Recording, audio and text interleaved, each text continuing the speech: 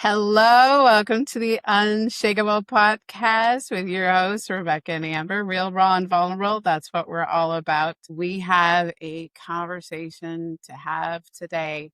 Amber, you brought up these words, and I want to start right there with those words. It was stop being an emotionalist. And when you said that, I was like, what does that mean? Let's talk about that. So I was hitting record right away so that we can really dive into the right now moments that are really going on in our life. So Amber, tell me a little bit about stop being an emotionalist, okay, would you?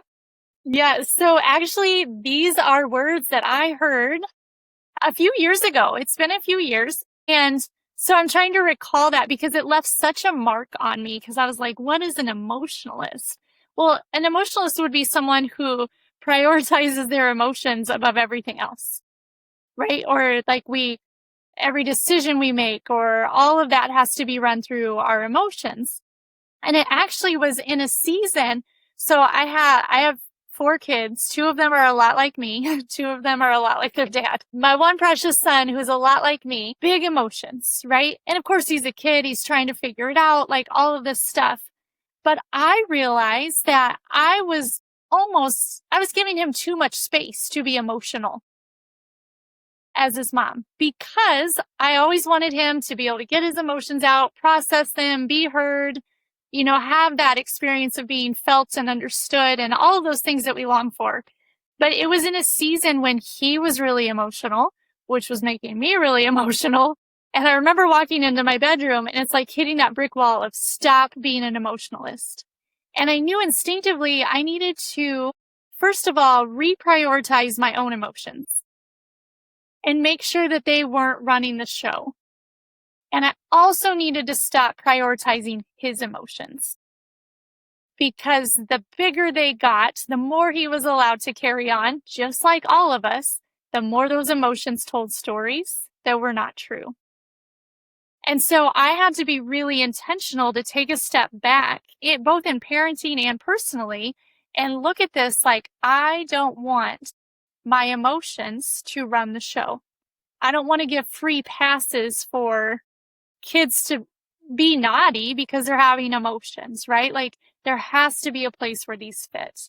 And so that's been a really powerful journey. Like that's a big journey to go coming from someone who has so many emotions.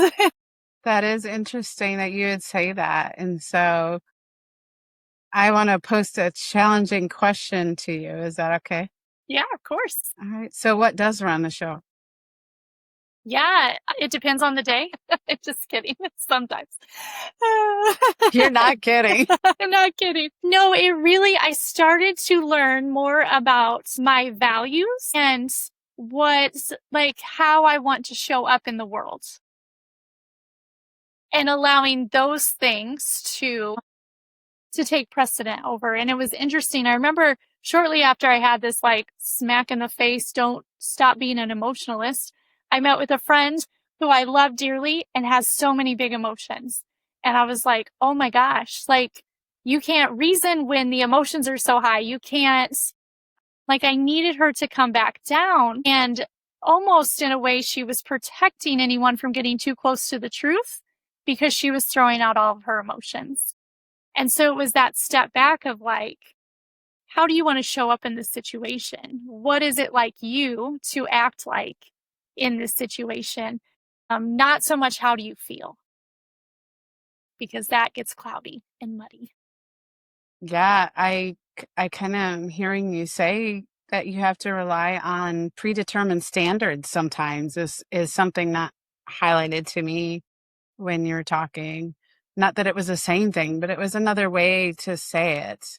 And I think it's really important that we understand that emotions are indicators. And I had a valuable lesson on that this week too, and how to shift and change that so that we can have our standards, our values, our and even a decision-making process that's happening. And then which we talk about this unshakable life, that's what it looks like. It doesn't mean that you don't have emotions anymore. Although I will say this, as somebody, I feel like we're all on a trip and a journey per se of understanding because life is emotion. The life you are experiencing as a result of the emotions you're creating inside yourself. But I would say I'm at a pretty good place as far as being unshakable. What that means is I'm so solid inside myself that my circumstances don't shake me. Doesn't mean my circumstances aren't shaken ever. And it also doesn't mean that I have no emotions. But I will say, I think I have less big ups and downs than I used to have. Like, it's not as often that it's a big, like, and I know when it is a big one, then I can sit there and go, okay, what's going on there? What is my soul trying to tell me that I need to heal? Because typically when you have that roar happen, there's something in there to be healed. There's something going on in the background. And so I'm able to look more objectively at it and also not explode very often. So yeah, I really like that. Stop being an emotionalist. That doesn't mean be emotionless. Right, right. Stop prioritizing and living from those emotions and take it back down to something deeper and more solid. As you were sharing, I had a couple thoughts. I'm really intuitive, and Rebecca, I know you are too. And so a lot of times we'll use words like, I feel like, or I feel that. And I think that this just deserves a pause and clarifying those are not emotions. You could easily interchange think. And so I really learned that a lot of what I thought were emotions weren't really emotions. They were thoughts or even that intuition and like follow your intuition. Like, right? Like Follow your we, heart. Hmm. we really believe in the power of that. But I had to start naming the emotions and not just because I could feel like all kinds of different things. Like I could feel like Rebecca hates me. I could that, right? That would be Exactly. funny. But that becomes a story I'm telling myself, right? And so I'm learning to, I have a few clients that I'm listening to and they're like, well, I feel that, I feel like da da da da da. I'm like, it sounds like you're not feeling, but you're telling yourself stories. Because what is the emotion behind that? And for some clients, we need to break it down into like there are just a few emotions, mad, sad, glad, afraid. Like, which one of those? And sometimes we need a more colorful emotional language. And so we grab an emotions wheel and we look at like, I'm frustrated, I'm irritated, I feel overwhelmed, right? Like those are all things. And what is that core emotion that you're feeling? And what is that indicating? I just wanted to pause because I'm like, I think that if anyone's like I used to be and is using those words, I feel like all of the time, that likely that's a story you're telling yourself and that's not your emotions at all. And so we have to just be able to separate that. Ooh, while we're in this pause, can I piggyback that Of pause? course. Yeah. So I would also suffice to say that sometimes your emotions aren't your own emotions. I had that yesterday. I had this afternoon appointment that helped unwind me. Mm. And so I was in this like, and I almost was like, I came home and I said to my husband, I said, let's not put, I don't want any of the stress. I want to just sit in this moment for a bit. But here, my husband was very overworked yesterday, very kind of just in it. He hadn't managed his state well, per se, and he let that thing drain out all of his energy. And so I'm sitting next to him on the couch and I'm like, I gotta move. I don't want to be in that energy because what's happening is all of a sudden I'm having these emotions of stress. And it took a little bit of me being totally unwound to be able to see, wait, that was not my emotion. Because a lot of times as somebody who feels a lot, I'm reading somebody else's emotion thinking that I'm stressed or thinking that I'm overloaded and that's really not mine at all. And so, responding to what you said is first I have to figure out what's going on here? What's the story I'm believing? And on the other hand is this even something I'm feeling? Because it's for me. Because there's so many times I'm catching everybody's energy. I don't know about you, Amber, but I Yes. just catch everybody's energy. And sometimes I have to be like, okay, what actually is my energy right now? Yes. Yes. What is authentic to my true experience? And if I'm having a low energy state, what's that trying to tell me? What's the story I'm believing? Back to your point, what's the story that I'm believing that's causing that to take place, that energy change? Because oh my gosh, I talk to entrepreneurs all the time, and I would say one of their main stressors is time management. And I'm telling you, more than time management, it actually is energy management, because we waste so much darn time in a low state, either experiencing somebody else's emotions, way over involved in somebody else's shaking per se, or not really feeling or understanding our own emotions. That when you're in a low emotional state, you are so much less creative. You're so much less resourceful. You're so much less productive. You lose tons of time. And then you're like, I need to take a time management e-course. I need a coach for time management. And I'm like, no, you don't. You need a state management coach. Really? Yes, I love that. I love Yeah. that. Yeah. So I would say if you're listening and you're like, I don't know what emotions I have, grab grab a list of emotions, grab an emotions wheel, grab something, start putting some language to those feelings and really get down to feelings. And the little trick is if you say I feel like or I feel that, that's a story that you're telling yourself. Period. The like or the that after a feel, that's not an emotion.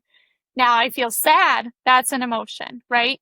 And so just even that little upgrade in the way that we think and the way that we speak, that is huge. And it has huge benefits relationally. Because now when I feel lonely, I can say to, let's just pretend it's my husband, like, hey, I've been feeling lonely and disconnected lately. That's way different than I feel like you don't want to be around me. Or, That brings up the understanding that sometimes I'm projecting what's happening inside of me to somebody mhm, else, because everybody is a mirror to you, and every single relationship you have will show something about yourself. And so, in fact, when you really like something about somebody and that really stands out to you and you're like, oh my gosh, that's actually showing you what your values and standards are. But when you have somebody you don't like, you don't respect, it's also showing you that that might be a weakness inside of you that you're superimposing and seeing in somebody else. That's something that needs to be addressed in yourself. And so to say you're not connecting is almost like to say, I'm not connecting. And to be able to understand that, is that true? That question, is that true? That he's not connecting? I mean, in some cases, yes, it is true. Let's see, but it's to put that into place. I don't know. When you're saying that, I'm like, yes, the mirror, we have to understand the mirror. I've had so many conversations that have come up, like my daughter, the one day she's like, you're just so angry with me. And I'm like, what? mhm. I'm like, I don't have any problem with you whatsoever. You're angry at you. And she was able to admit that and see that in herself. It's really interesting how we see each other through the eyes of our own emotions. And then it has me really spicy right now. So hang on, everybody, like, because it upsets me. We start to demonize each other. You have something that's going on inside of you. It's placed upon somebody else and you demonize them and make them the enemy and make them evil. And I'm telling you, most people are not evil. We push relationship away. We push humanity away, and it doesn't have to be that way. And it's really got me passionate, because this stuff has to stop. How many divorces are happening because we've got these stories going around our head? It's like, come on, guys. Sage Robbins, I listen to her sometimes. She says it so well. She said, there's a kinder way. And I really like how she says that. There's a kinder way. Yeah. And thinking about all of this, there's a more empowering way too, right? Come on. Because if my emotions are resting on you and how you show up, right? Like if you show up like this, then I'll feel this way or whatever. I have given away all of my power. And so, especially in close relationships, right? Like, if I'm waiting for that other person to do just the right thing or say it just right so that I can feel happy or loved or whatever, I could be waiting forever. And that, like, and then you're sitting and you're waiting and it almost becomes a victim mentality. And that's not an unshakable life. That's why we say, it's becoming so sure and steady inside of yourself that the circumstances, the people around you don't throw you off anymore. And so I think there's something really powerful about looking at this emotional processing and recognizing you get to be the driver in your life. You are in the driver's seat.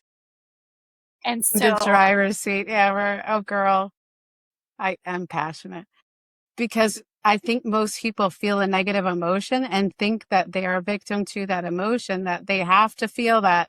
They have to lean into it and get all the value out of that negativity they possibly can. And that's a baloney story, guys. You do not have to. Like, I feel a negative emotion. I can quickly process, okay, what is that trying to tell me?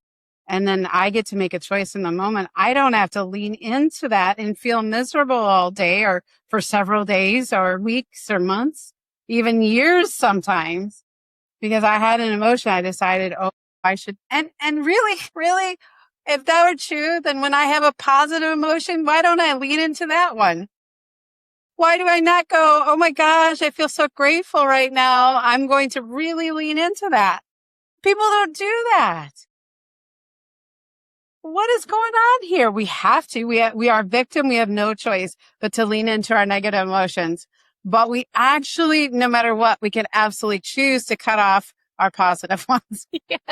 It's silliness, guys. It Yes. really is. Just saying it out of my own mouth. I'm like, what are we doing?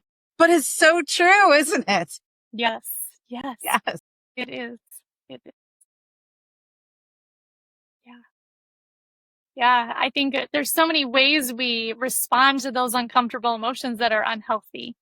And one of those is leaning into it. Well, or I deserve to feel this way, or I will never not feel this way. And yeah, like we let it become, I often with clients will, when we're working on big emotional things, I'll ask them to take it out of their chest. And like, I want to see them do this, like Yeah. remove that, hold it out here.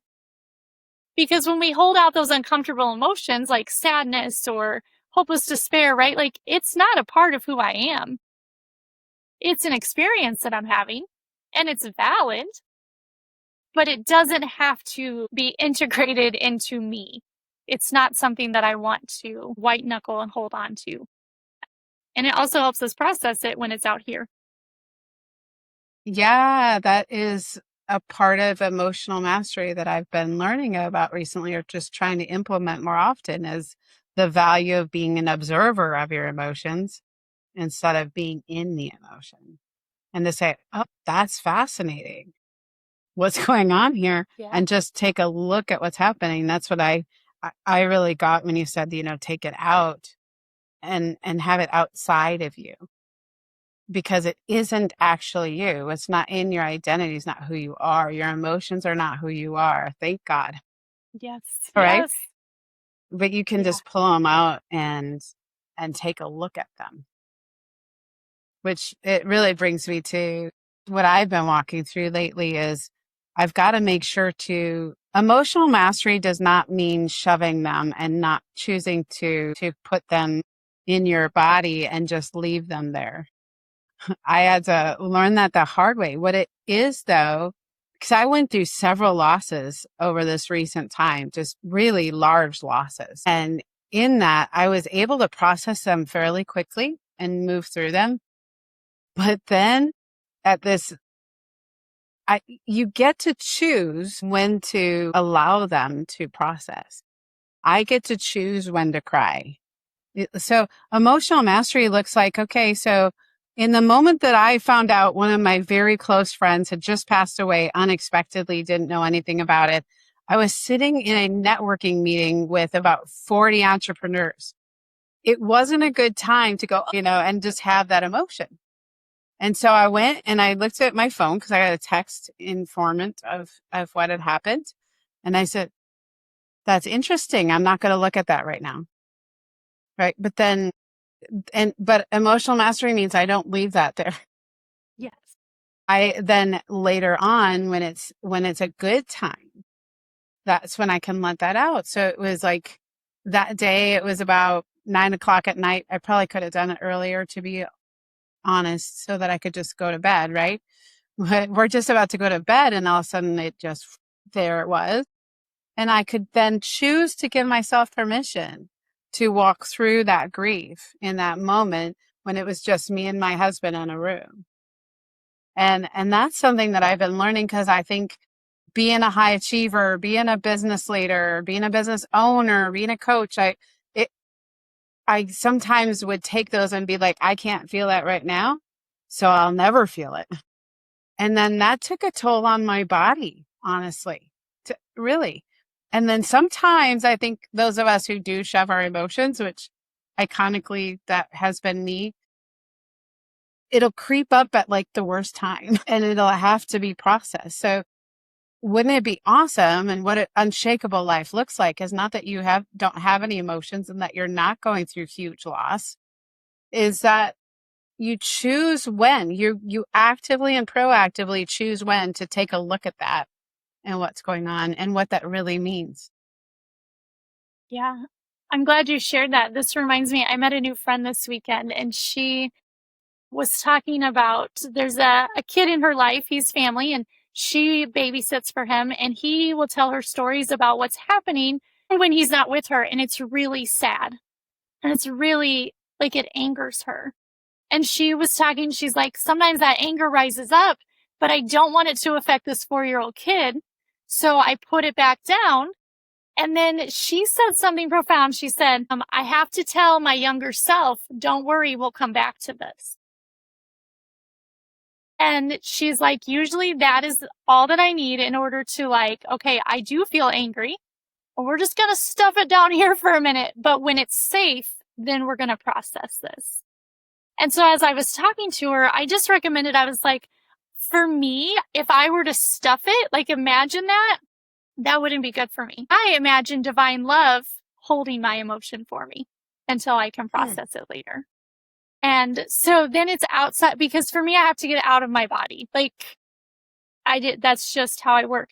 And so we were talking through that, and like, because then when it's time to process in the presence of divine love, you can process that emotion, and there's safety there. And so it just like, I'm like, yes, this is what we were talking about this weekend, is like, we can't always just let that anger rise up or that sadness or grief overtake us. We don't always have that opportunity in those moments to do that. And that's not maturity. Maturity is, I see this emotion, I know it needs to be dealt with, and I'm going to deal with it at the right time and with the right people. That is really what maturity is. So, yeah. With the right people. Yes. Yes.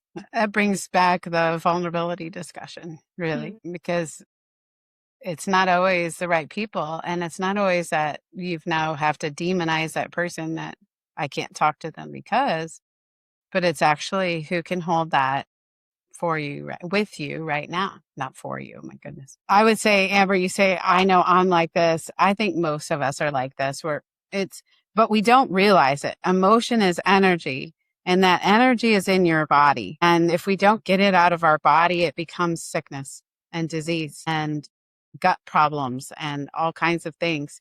And so I love the habit of, hey, like, I'll get a Marco Polo from you, and you're like, I just need to get this out of my body, is to just be able to set that outside of myself so it doesn't get stuck somewhere in there physically, because it really does. And if you don't believe me, look into somatic healing for a moment. Yeah. Yes. It's proven. It's true. And I would say some of the things that I battle today are simply because of shoving emotion and leaving it in my body, thinking that that was okay. And then my body's like, I don't trust you. I'm going to protect myself right now. Yes. And then you've got a whole host of health symptoms that are coming up and wreaking havoc in your system. And I think Amber, you're so darn healthy. It's probably because you get your emotions out of your body. So I wanted to say thank you for bringing that out. That's important for everyone to really hear and understand because I didn't understand that. I thought, so, since the age of like 12, 13, I had to be a warrior. And that means always hardened, always tough. And even now, as I think about it, though, you look at the movies of different warrior stories, they are tough and they will fight to the death and they're just all in it. But then you see, I was watching a show recently where it comes out, but you see that same warrior later sit down and cry and let it out. And that is still a great warrior. In fact, it's an even better warrior because a warrior with heart is the best kind of warrior, right? And so it's so good to know that, yeah, my kids say I am a butt kicker by a stronger word than that. And that is absolutely true about me, but it's also absolutely 100% true about me that I'm very soft and tender hearted. But I am a butt kicker when I need to be a butt kicker, but now I'm able to allow that soft heart to come out when it needs to. And that's in a lot of coaching conversations. If I came in and I'm like, warrior girl, holy cow, nobody would be able to work with me anymore. I'm like, just kill it, go after it, right? But sometimes we just need to like be present, right? So that was a really good thought you were bringing up. Thank you. Yeah, I Yeah. think too, some of us have to redefine what maturity is because we were taught that it was not having emotion or not showing emotion, right? And that is detrimental to us too. So have the emotion, express the emotion in the right time with the right people. Don't be afraid of it. Take it outside of yourself, right? But it doesn't make you less of a warrior. It doesn't make you weak. Yeah, I just know there are a lot of misbeliefs out there about that. Yes. And those are painful. Hmm. Yeah. So I'm just thinking about where we started. Don't be an emotionalist. What do you feel that we've unpacked today? I think we've gone to a lot of places. Yeah, for sure. For sure. Yeah, we've talked about like putting emotions in their proper place, right? And even making decisions not based on how we're feeling in the moment, but from a system or who we are, what our values are, what good we want to bring to the world. We talked about like you don't always get to process the emotion when it comes up, but what can you do with it until it's safe to process that? And I love that we even talked about like holding on to and stuffing those emotions actually leads to disease in our body because our body will remember. And they do. I love that emotion is energy. It gets stored somewhere. And that's why I take walks often because I'm like, I got to move this or bounce on the trampoline, right? And so it's not even this like aerobic workout necessarily, but it's like that movement helps me to process it and move it along because the next emotion is coming. Like you're not going to turn off to all emotions, but we do have to like keep them moving. Yeah. Okay. That reminded me of, should I say it? It reminded me of intestinal health Yes. because when it all gets stuck, you get blocked Yes. up and a whole bunch of pain happens. But if you keep it moving, keep it clear, that's a detoxifying pathway. And it's the way we get the environmental toxins out of us. It really does. Everything you were talking about speaks of our digestion, It does. really. And to keep it going, don't get emotionally constipated. I'll just I say it out love loud. it. I love it. I was thinking have an emotional movement every day. Yes, I love it. I love it. Because if you think about it, when you get constipated, you get sick. Yes. Yes. It's very painful. For sure. And I remember hearing, and I really like this, things that happen to us that create those emotions. You know, those emotions come up. If we don't have a place to process them, that's when it becomes trauma. And so I think there's something really powerful about that. That really hit home with me with my kids because I'm like, bad things are going to happen. Like, life is life, right? Like there's going to be friendship stuff, there's breakups, all of this stuff, but they always have a place to process it because of my relationship with them. And so I'm like, none of this, nothing that they walk through has to stay stuck in their bodies as trauma because they always have an opportunity to process it. And so I think that that's really key. Yeah, don't let it stay stuck. It's no fun. I'm going to grab that because this was inspired thought just now is emotional constipation and all that that really truly means. I think I'm going to use that going Yes, forward. yes, I love it. All right. Well, I think I don't have much else to say in Yeah. this one unless I want to dive into 50 more topics, which are rolling around in my little noggin right now. Any other comments before we close today? No, this was a fantastic discussion. I'm glad Yeah. we had it. Yeah, me too. I was glad because I was like, where are we going today? Hey, this is a good place to go. Let's go.